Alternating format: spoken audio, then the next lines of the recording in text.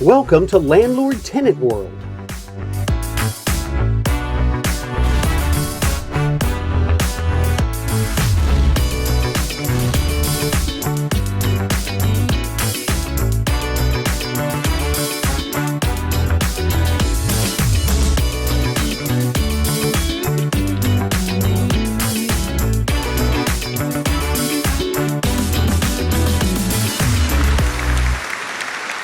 And welcome to Landlord Tenant World, a presentation of Hapco Philadelphia, the podcast that really dives into the issues of rental property owners and managers in the city of Philadelphia and beyond. I'm Brad Satin, your host today, and I can't lie, today's topic is a bit of a scary one. We're focused on a couple of issues that probably every property owner would dread and hope it certainly never happens to them. Any guesses as to what they might be? Well, we're going to get to that in a moment, but also ahead, we're going to be talking to Hapco Philadelphia President Greg Wortman about an upcoming event for rental property owners. If you're a landlord in the city of Philadelphia, you know the city often does not make it easy to invest here, and this event is really aimed at bridging the gap between landlords and city council, which is why the event is called Bridge the Gap, Elected Officials Panel. It's a freebie event. It's one that you're not going to want to miss, and more on that coming up in just a bit. But first, being a rental property owner can certainly be rewarding, but there are some things that I think could really put a lump in your throat. We're not only going to talk about them, we're going to meet someone who's actually had to deal with them in real life. He joined Hapco Philadelphia about 20-something years ago. He's been in property management since the early 1990s. He has a slew of accreditations, a degree in urban studies, and back in the day, he started his own Century 21 franchise. I think that was back in the 1980s. And today, he oversees about 130 or so units. A big landlord-tenant welcome right now to Ed Golding. He is the owner of Chapel Property Management. Hey, Ed, how are you? I'm fine today. How are you? How's that for an intro? Best I've ever heard. We love it. Now, you're a Philly guy, right? Born and bred and lived in Philly your whole life? Yes, very similar to the Fresh Prince. Right, excellent. And he, by the way, is on our podcast next week. Thank you for joining us. We're going to be talking about some scary subjects, squatters and scammers. And I know that over the years, you've been in this business, again, we said what, since the 80s, is that right? Property management has been a focus since the mid to early 90s. And then we got serious about it in about 2012. I joined the Institute for Real Estate Management. 2017, I got designation as a certified property manager. We're pretty serious about what we do. And very good. Real estate broker. Yeah, excellent. And I'm sure you're pretty serious when you have a situation of a squatter or a scammer. We're going to talk a little bit about what that is. And in doing so, we're going to bring into the conversation Hapco Philadelphia General Counsel Paul Cohen. He is our in-house expert of all things landlording and real estate, and there's no one better. Paul, thanks so much for joining us. Good to see you. Same here, Brad. So Ed, let's start with you. I guess somebody breaks into a property of yours and just illegally decides to take up residence there, living there. They have no lawful tie to being there, but suddenly somebody's living in the property. Ed, that has happened to you, huh? Yes, it has. We terminated the lease on a tenant, went through the legal process, but we were working on another property, so we couldn't get back to that one fast enough before somebody moved in. And because it was a squatter, we had a fairly difficult time trying to get the police department to understand that there is a process to move squatters out of property. But ultimately we did get that individual out. We're working on another one now, trying to make sure we navigate all of the protocol that the Philadelphia Police Department requires, and we'll see what happens with that one. So when you say they moved in, did the place have electric? Did it have power? How were they able to get in, and how were they able to live there without causing any suspicion, at least for a period of time? Well, it wasn't a period of time. They broke into the property. So that was pretty pretty obvious what happened. We had the property locked up with bars on the door and bars on the window. They broke the lock off, and then I didn't realize this until later, but then they snipped the place where the locks go and put new locks on them. And so we couldn't get into the property. And it just went on and on and on. Then I found out about the defiant criminal trespass law. And then that took some time trying to convince the police department to actually come out and do what the law says that they do.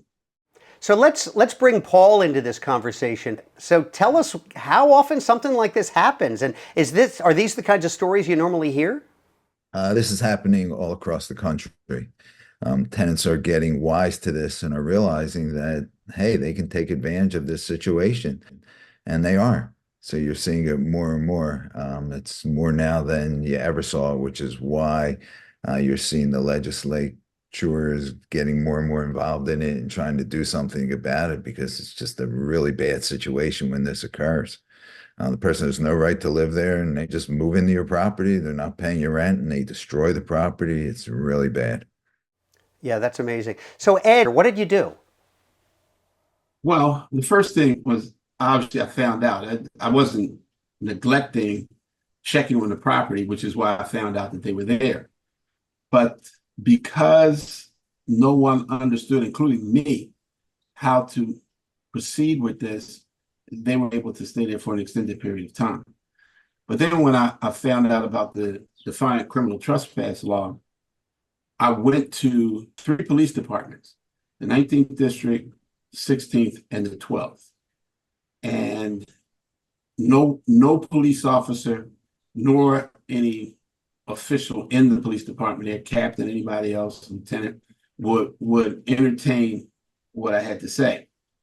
And so I had to be persistent. So ultimately what happened is I was on the weekly meeting, and the captain said, if you need to talk to me, just come by my office. I said, well, maybe this is the opportunity. So I went there with a copy of the law in my hand, but it still took me 3 meetings with him. He finally read it. Then when I went back to him, he said, you know what? You're right. So from there, he contacted the 12th district where my property was. When I went to the 12th district, this is kind of fortunate for me, the community relations officer, who really is assigned there to handle this kind of problem, happened to be the partner of my goddaughter who retired. So we had a conversation. We went back and forth. I gave him the information, submitted documentation that he needed, which is what the police protocol calls for. And then we finally got to the property. We got to the property at the scheduled day. The police officers that he sent still did not want to go in and remove the individual. So they rode up the street halfway, got on the phone with the community relations officer, and later he told me, he said, you guys got to go down there and get the guy out. So they finally came down, and obviously the property fits the criteria for what the protocol says with, property is in a mess and there's no utilities on it. He came down the stairs and they took him out. And then he wanted to say something to one of the contractors, and they told me, say, you can leave now or we'll cuff you and take you to 12th district. So then he left. We then secured the property, and now we're in the process of going through renovations. Well, it seems to me, through this process, there was a lot of confusion. What I know, I think back in 2018, Paul, correct me if I'm wrong, the Philadelphia Police Commissioner at the time, Richard Ross, put out a directive, like a policy, right, on how police officers are supposed to handle this. At the time, I know they called it an emerging crime pattern. Paul, as you say, it's just gotten worse. More and more cases popping up. By the way, you can find all this information in the Hapco handbook as far as what this directive says. But basically, the directive states that an officer needs a reasonable suspicion of a crime which could be, I guess, lack of documents, damage to doors or windows in the case of Ed, something that isn't right. So I guess the starting point, Paul, is this reasonable suspicion, right? Yeah, that's correct. So if the police come out and they find reasonable suspicion, then they can take the person out of the property and take them down to police headquarters, and then they'll do an investigation. If they find probable cause, then they'll arrest that individual for defying trespass. But this doesn't happen in the blink of an eye, right? So there is a method for dealing with it, but like you said, Ed, people don't know what that is, but that's why Hapco is here. Hapco helps landlords to navigate through these complicated issues. So a call to Hapco would solve the problem for you. And I think the takeaway here is the laws are pretty solid, but the police and the property owners need to know what they are in order to keep this process moving at a reasonable pace. In this particular area, this is one instance where Philadelphia is actually doing a really good job for landlords and helping landlords with regard to trespassers, as opposed to other places in the country. It's really bad, like New York. If you're living in a property for 30 days, you are considered a tenant. You have tenancy rights under the law in New York if you're living in a property for 30 days. So if you break into a property and you're there for 30 days, you're suddenly in New York considered a tenant. Yes. Crazy. Which makes it more difficult to get that person out? And if you think it's hard in Philadelphia to get out of that, join New York City. Wow. Okay, so we've been talking about squatters. Let's move on to another scenario. When the occupants of the unit are actually the victims themselves. Maybe they were scammed by someone who claimed that they owned your property. Maybe a fraudulent lease was signed, but somehow the occupants are victims as well. They thought it was all legit. Ed and Paul, let's talk more about that. Ed, you've had that experience as well? Yeah, I sure did. So tell us, Ed, what happened? Yeah, but this kind of criminal activity is much more organized. It happened to us in September, October 2019. And so we determined that the people were not there legally, but they had been scammed. But in that whole process, it moved into March of 2020, and then everything just stopped.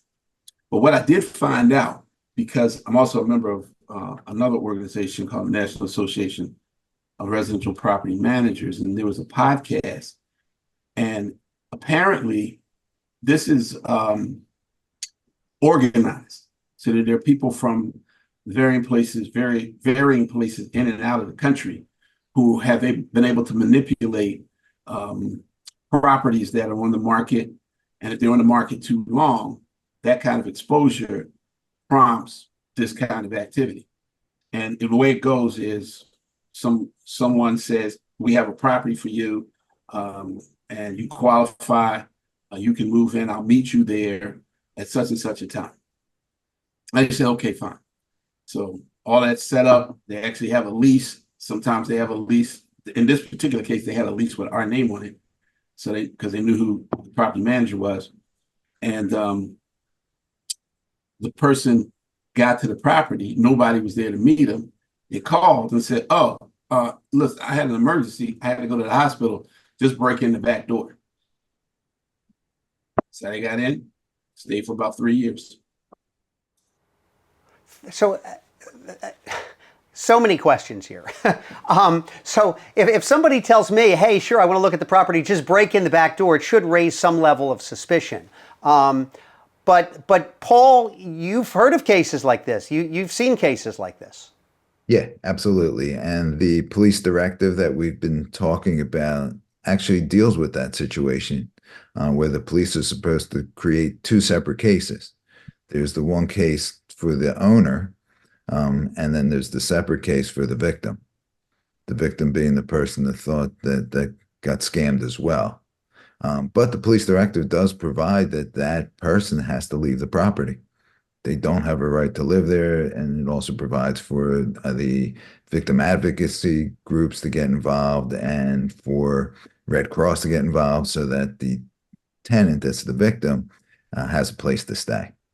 The problem you have is that if the police don't get involved and or aren't able to get the person out of the property, the person doesn't want to leave. If you have to go to court on that case, that becomes a difficult court case because that tenant is a third party that has rights as well, and they were scammed. So the court is going to be sympathetic toward that individual the same way they're sympathetic to the landlord. So you have a much harder case getting that person out of the. How long could this play out? It depends on the court and what the court decides. And the court feels sympathetic toward that person. That person's a victim. Ed, how did yours play out in the end? You said this went on for 3 years in the one case? Yeah, but that had much to do with the fact that it was a pandemic. And that final process took about, I think maybe not 3 years, maybe 2 years, but 2020 to 2022 at the least. And then ultimately, the person left before the sheriff came. The owners left to kind of pick up the pieces. Right. And I think that's one of the reasons why we need Hapco, and people need to understand the value of Hapco. The amount of money that it takes to join Hapco is very, very small in relationship to the value that Hapco can provide. So I think to have a sober mind with this, contact Hapco, contact a property manager like me, and let's see how we can navigate this process to your best interest, because there is a way through this, but you have to be patient and understand the process. I liken it much to a chess game. And what we try to do is think 2-3 moves ahead, because that's in the best interest of the owner. If I can get the person out, or maybe I don't need to get the person, it depends on what the situation is. Here are the tools that we have. Let's see how we need to use those tools to the best interest of the owner. So that is all of these things that need to be promoted to property owners within the city of Philadelphia to understand that they can get help, because it's not as bad as you may think it is. There's a way through these things. Any last bits of advice? What else can we do when we have, temporarily vacant properties and we want to make sure that they stay that way? So in the 12th district, that's in Southwest Philadelphia, what they're promoting is to register your property if it's empty and you're going to be doing work on the property. And the police will, I forgot what the terminology is, but they'll periodically drive through. But then they also have a checklist. If you're doing a renovation on a property, don't do this, don't do this, and don't do this. And your property is much less likely to be a target. And then sometimes criminals will understand that the police could be driving by at any time. So there is, at least in the 12th district, there's a process. Now, whether or not that process is citywide through all the departments, I don't know, but I certainly will be looking to find out. Paul? Yeah, I was just going to say, and make sure you're checking on your property periodically. Just don't leave your property vacant for months or weeks. Yeah, good advice. Ed Golding, Paul Cohen. Guys, thanks so much for joining us today on Landlord Tenant World. Big round of applause, everybody. All right, take care, guys. All right, see you guys later. Okay, guys, we're going to switch gears now, and we are joined by Hapco Philadelphia President Greg Workman. Greg, welcome. Nice to see you again. How you doing? Great. Fascinating subject. So during COVID, I manned the phones, and that's when I first heard of this squatting. And the stories, most of them were pretty much the same. They had gone through the eviction process, and they broke back in. I mean, they would break back in the next day, which is, to me, is like mind-boggling.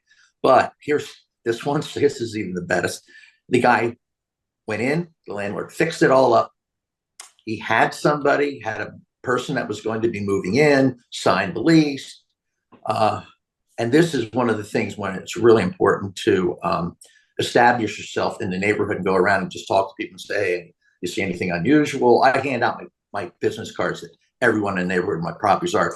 So if there's a problem, I want to know about it, whether it be with my tenants or my property or anything else. Well, one of the neighbors called him up and said, hey, somebody living in your place. And sure enough, he went over there and somebody had broken in and clearly broken in. I mean, the window and everything. He had a hard time removing him. Eventually, he had to go through an ejectment process. But I mean, these stories that it's amazing. It is. And most recently, this month, last month, we had an issue with older, again, mom and pops. I think they only owned 1 or 2 units. Somebody broke into the unit that they went over a year evicting, over a year to evict this person, and they broke back in the next day. To me, it's sickening because especially small property owners cannot afford to wait months and months and maybe 2 years to get rid of somebody. They don't have that kind of money. They can't hold out. And it's what it's doing. And this is true. What it's doing is it's hurting the small property owners, mom and pops, who we all know own 74% of all affordable housing in the city of Philadelphia. And what do? They get out because they can't. I mean, they have an asset. They're not making any money. They sell it. They sell it to a flipper who flips it as a single family home, or to somebody who says, you know what, let's see if we can go market rate with this. Because everybody knows the issues that are involved with low to moderate income housing. It's just, that's where most of the issues are when it comes to evictions. I think that's a nice bridge to this event called Bridge the Gap, right? We're talking about an event coming up in September called Bridge the Gap Elected Officials Panel. What's it about? So it's set to take place September 19th. The event is dedicated to addressing affordable housing issues in Philadelphia. It aims to bring together policymakers, community leaders, property owners, and residents to discuss solutions and share insights. The goal is to bridge the gap between different perspectives and work collaboratively to improve housing affordability and neighborhood development in our city. The inspiration for this event comes from pressing needs to tackle the affordable housing crisis here in Philadelphia, which is what we've been talking about. By creating this event, we hope to facilitate meaningful discussions that lead to real change. We have an impressive lineup of speakers and panelists, including Council Member Jamie Gauthier, Council Member Rue Landau, Representative Gerald Sullivan, and Senator Nikki Saval. We will be covering a wide range of topics, including affordable housing initiatives, policy changes, and strategies of successful property ownership. There'll be discussions on how to improve neighborhoods, support the community, and ensure that everyone has access to safe and affordable housing. You can register for the event at our website, Hapco Philadelphia. We really need to open up the dialogue here because as it stands right now, the legislation that's being passed is really hurting the affordable housing initiative here. And we need to come up with solutions that will drive landlords, investors to get in the affordable housing industry again, get back to affordable housing. Well, again, the next part of this dialogue will be in September at this event. All the information's on the website, right? HapcoPhiladelphia.com. And this is a free event, right? Yes, it is. Yes. Greg Workman, thanks so much, Hapco president, for joining us here today on Landlord Tenant World. Thank you very much. Thank you, Greg. And we appreciate all of you for tuning in. If you have an idea for a future podcast, let us know. Again, you can get more information at HapcoPhiladelphia.com or email us at hapco@HapcoPhiladelphia.com. We'll see you again next time for another edition of Landlord Tenant World. Thanks, everybody, for joining us. See you again soon. Take care.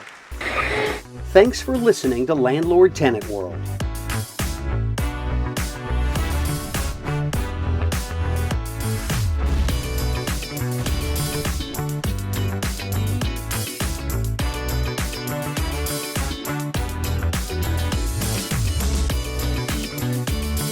To learn more, visit Hapco Philadelphia at hapcophiladelphia.com.